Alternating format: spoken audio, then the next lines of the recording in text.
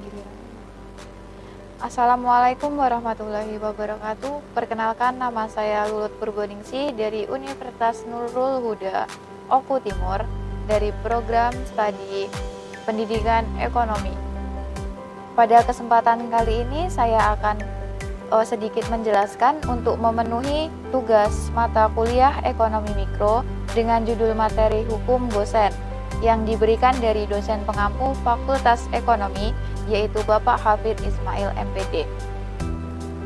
Sedikit tentang teori tingkah laku manusia. Apa itu perilaku konsumen? Yaitu hal-hal yang mendasari konsumen untuk membuat keputusan pembelian untuk barang berharga jual rendah atau low involvement. Proses pengambilan keputusan dilakukan dengan mudah. Sedangkan untuk barang berharga jual tinggi atau high involvement, proses pengembalian keputusan dilakukan dengan pertimbangan yang matang.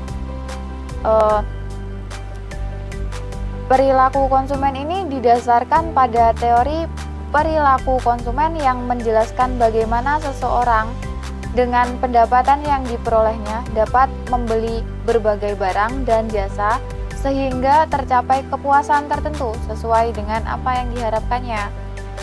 Tingkah laku konsumen dapat dibedakan dalam dua pendekatan, yaitu yang pertama, pendekatan nilai guna utility kardinal. Pendekatan ini menganggap manfaat atau kenikmatan yang diperoleh seseorang konsumen dapat dinyatakan secara kuantitatif. Dan yang kedua, pendekatan nilai guna utility ordinal, kepuasan konsumen dari mengkonsumsi barang tidak dapat dinyatakan secara kuantitatif, sehingga perilaku konsumen dalam memilih barang yang akan memaksimumkan kepuasan ditunjukkan dalam kurva kepuasan sama. Jadi pendekatan nilai guna kardinal ini dibedakan menjadi dua, yakni yang pertama total utility atau TU, yaitu jumlah seluruh kepuasan yang diperoleh dari mengkonsumsi sejumlah barang tertentu. Dan yang kedua yaitu nilai guna marginal atau MU, yaitu pertambahan atau pengurangan kepuasan sebagai akibat dari pertambahan atau pengurangan penggunaan suatu jenis barang. Dan selanjutnya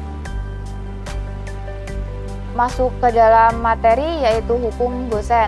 Hukum Gosen dibagi menjadi dua, yaitu hukum Gosen 1 dan hukum Gosen 2. Yang pertama, hukum Gosen 1. Bunyi hukum Gosen 1 yaitu apabila pemenuhan kebutuhan akan suatu jenis barang dilakukan secara terus-menerus, maka rasa nikmatnya mula-mula akan tinggi. Namun semakin lama kenikmatan tersebut semakin menurun sampai akhirnya mencapai batas jenuh.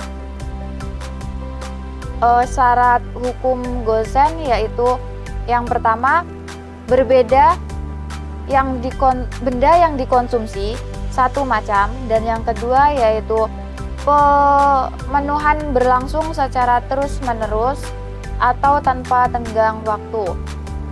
Tidak akan berlaku sebagai hukum Gosen 1 apabila benda yang dikonsumsi berbeda dengan satu ragam lainnya.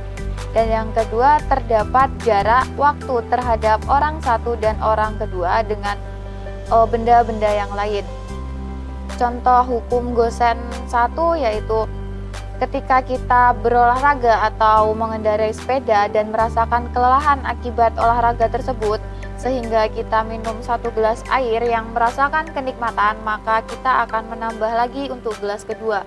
Dan pada saat gelas kedua tersebut akan menambah nikmat, dan akhirnya kita menginginkan untuk minum gelas ketiga yang ketika kita lebih merasakan nikmat dan ingin menambah lagi gelas keempat, perut akan terasa mulai kembung, dan akhirnya apa yang kamu rasakan minuman dari gelas yang keempat menjadi tidak enak.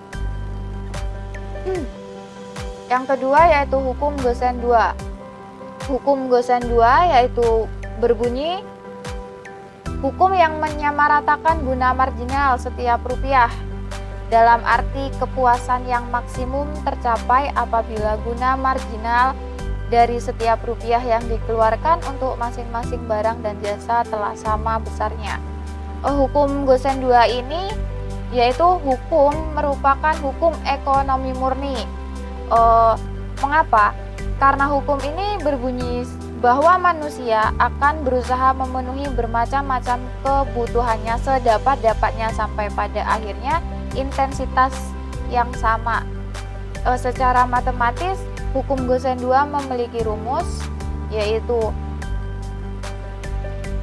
MUX per PX sama dengan MUY per PY sama dengan MUN per PN, di mana MU adalah guna marginal, yaitu nilai guna atau pertambahan pengurangan sebagai akibat pertambahan atau pengurangan penggunaan satu unit barang. IYN adalah barang yang dibeli. P adalah harga yang bersangkutan, harga barang. Selanjutnya, hukum Gosen 2 yang meliputi teori perilaku konsumen yang berbunyi teori nilai guna ordinal atau kurva indifferent. Pada prinsipnya, analisis kurva indifferent menyatakan bahwa kepuasan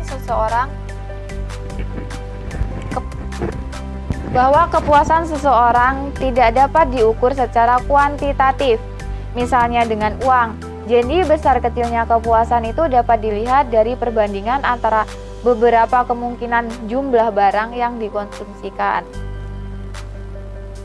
Jadi apa itu kurva? Yaitu kurva adalah sebuah gambar titik-titik kemungkinan kombinasi konsumsi dari dua jenis barang yang memberikan kepuasan sama.